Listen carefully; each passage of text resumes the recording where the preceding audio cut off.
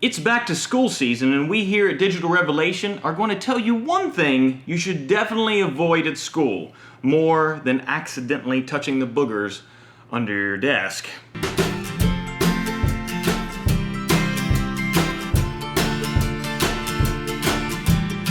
Well, it's back to school season, which means that you got a new locker, you got a new book bag, you got some new swag, you got some new gear. You're going to be walking down the hall saying, "Hey John, hey Jim, hey Ted." All those generic names like that. You're going to be pointing your fingers. It's going to be the greatest day ever. So you think. In your mind, the back to school, the gala event that it is, you are so excited about it. But in reality, when you enter the building, there are some things that do not go as planned. Let's talk school fights! What a punk! Someone, somewhere in that building, will hate you for saying, "Hey Ted, hey Jim, hey Bill." They'll hate you for that. And they will want to, no doubt, engage in a round of old-fashioned fisticuffs with you. Well, some people think, yeah, that's a great idea. Let's video this, put it on the internet, and we'll become instantaneously famous. We here at Digital Revelation are going to tell you why that is a terrible idea and why you should avoid high school fights like the plague. When you get into a fight in high school, the thing that starts it out is usually just some verbal jabs. Some, "Hey, what? Hey, what?" And it's usually generic things like that start it out, but it becomes more piercing. "Hey, what?" And very precise with the pronunciation. Eventually that leads to combatants to come closer, closer, closer, until they are nose to nose, almost Eskimo kissing. I'm not sure about you at home, but those who I Eskimo kiss are the ones I love, not the ones that I dislike. Yes, I Eskimo kiss, and I am a man. This is going to be very awkward, because what is going to happen is you think, at some point in your brain, I should probably get out of this. Maybe you're going to get beat to a pulp, which could happen, or maybe you think, I just really don't want to engage in violence. Well, the problem with that is, as you have got closer and closer with the "Hey, what? Hey, what?" people have heard the "heys" and "what," and all of a sudden, people have gathered around you in a circle, like a fence, like a cage, a human cage, and they will not let you out. It's like Mad Max and Thunderdome. I'm talking about Mel Gibson Mad Max, not the new one. I'm talking about where they're all around chanting, "Two men enter, one man leave, two men enter, one man leave, death, death, death, fight." They have saliva dripping down their mouth. You don't even know where half these people came from. There's a guy that came from your locker. I swear he'd been there for 5 years, waiting for this exact moment for a fight to happen. And he is there. He has waited in a locker for 5 years. He hasn't ate or drank anything. He uses the bathroom in the locker, and he stays there every moment for this moment. And he is not going to be deterred. He is leading the chant. He's got a pitchfork. "Two men enter, one man leave." You can't back out now. You're done. It hypes you up. You get this adrenaline going. And this is where it gets a little different. Girls, you're a little bit different in fighting, and I know you might take offense to that, but that's life. Deal with it. You're different when you go into a fight, because girls, as opposed to guys, you plan it out. 4 weeks in advance, you're writing in your day planner. "Dear day planner, Stacy is a snot-nosed hoe. I'm going to tell her one thing. I'm going to go up there, and then I'm going to tell her that thing, and then I'm going to rip her sleeve exactly 3 inches on her new dress, and then I'm going to punch her straight in the left eye. Therefore, she has a black eye for school pictures. I'll show her." And then it's interesting because you plan it all out, you go into the fight, the adrenaline's pumping, the guy from the locker from 5 years ago was chanting, and girls, what do? And the weirdest thing happens. You go, "Ah!" And you just attack like a wild animal, and everybody's caught off guard. Everybody just kind of stands back and says, "What just happened?" It's like fireworks explode out of your arms.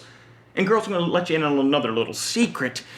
Guys, the only reason we're watching is 1, to laugh at you, and 2, in the hopes of an obligatory part of the female anatomy popping out. That's true. It sounds disgusting, but we are. So next time you go into a fight, think about that thing. Think about that thing. Guys were a little bit different. We go into a fight, and I've seen this happen many times. We go into a fight, walking around the halls at a high school. Saw it. Guy sees another guy. Hey, what? Hey, what? They get in each other's face. The Eskimo kissing begins.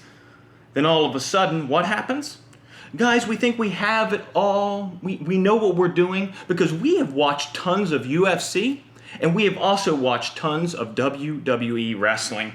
And we think, oh, I've got this. And I've seen it. We think that you can actually powerbomb a guy through a flaming table.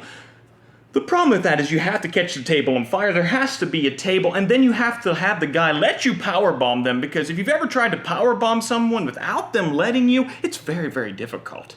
People are very heavy, and usually you're kind of in the same weight bracket. It's tough to put someone between your legs and lift them up over your head. I have seen it happen one time. A guy pile drove a guy right into tile floor, and then the aftermath was like, holy crap, did that actually work? And the other kid was going, oh my gosh, that actually worked. It's frightening. Don't try it. Don't try it at home. The high school teachers will always come in. There will be like a SWAT team, like SEAL Team 6. I remember in school, they would drop from the ceilings. They would come out like tumble rolls into it. They would be like yelling. The math teacher would be like, to the left, to the left. And then the overly butch female gym teacher would always be like, I'm going down the middle. And then they would just do these crazy circus moves, tackle the combatants, hold them to the ground. And there's nothing more humiliating than being tackled to the ground by a 55-year-old woman. It's really humiliating in high school. So the next time you think about fighting, think about that 55-year-old female teacher that's going to tackle you. And think about all your friends and what they're going to say. Oh, John, man, fight was going good. Fight was going good. And then, Miss Mosser, she manhandled you, dude. Like, she manhandled you, man. So think about that. You don't want that to happen. You don't want to have Miss Mosser manhandling you. It just doesn't sound like a pleasant time. I was actually a teacher at one time myself. I decided that I was going to go on a path to teach. I thought, teach the young folks. It'll be a good idea. I didn't realize that I would have to break up fights myself. I never have broke up a fight in my life. They don't train you for this in school, contrary to popular belief. And there's only two jobs I really can think of that you would have to break up spontaneous fights. That's a hockey referee and a high school teacher. Hockey referees get paid more than high school teachers. I imagine so. So it would be more fun. You get to skate backwards and all that stuff. You don't get to do that as a high school teacher. So it's very strange, but I remember one day I had to walk in. I walked in, and there's two girls. Hey, what? Hey, what? They're in each other's face, Eskimo kissing up in each other's grill, and they want to fight each other. They want to go at each other over a guy. So I don't know what to do. I don't know what to say. It's really early in the morning. I don't want to be awake as no one else wants to be awake. And then I observed the situation. I learned that from a movie about self-defense. So I and just walked right into the fight. I literally just walked, oh my goodness, I'm in the circle. I was in the circle. I did not know. Walked right into it. So I observed the situation. I saw the guy that they're fighting over, that they want to both date, evidently. And I look at him and I'm like, hey, nothing really to write home about. Nothing you want to write a letter, hand pen a letter and say, hey, Mom, Dad, look, I found this guy. He's like oozing out of his crevices. There's pubescent stuff coming out of his face. And he's, kind of a Quasimodo looking fella. No offense to him, but I mean, that's just the way I saw it. And I was like, well, these girls could do way better in their life. So I just kindly walked up and said, girls, I've not been in many fights in my life, but there are things to fight about, and there are things not to fight about. If you can't find a more attractive person than this, and you got serious issues, there are lots of guys in the world. That was a little bit of a little bomb I dropped on, a little, hey, here you go, a little slice of life. They looked at each other, confused, and then they just, they walked away. I broke up the circle. I broke up the Mad Max Thunderdome circle. You can call me a hero. That's fine. But that's just what I am. Last reason why you should never fight in high school this year. There is undoubtedly no doubt about it that when people got in fights, and I've seen it many times, that when they got in fights, the thing that would happen that was the strangest thing ever is that after these people got into the fight, they beat each other bloody. They would go to detention or whatever, and guess what? They would come out of detention, and those two people that got in that fight would undoubtedly be best friends. I never understood that. How does that physically happen, that you go into detention as mortal enemies and come out as best friends?